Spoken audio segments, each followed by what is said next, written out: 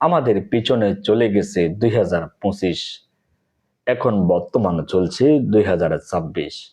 2025 সালে বাংলাদেশের জন্য ছিল এক গভীর আত্মজিজ্ঞাসার বছর।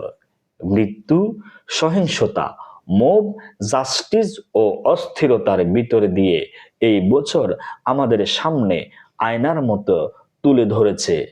সমস্যা শুধু ব্যবস্থায় নয়, আমাদের মানসিকতা ও নৈতিক অবস্থানেও। ওসমান হাদির মতো নৈতিক সাহসের প্রতি মানুষের ভালোবাসা প্রমাণ করেছে অন্ধকারের মাঝেও সমাজের বিবেক পুরোপুরি নিভে যায়নি।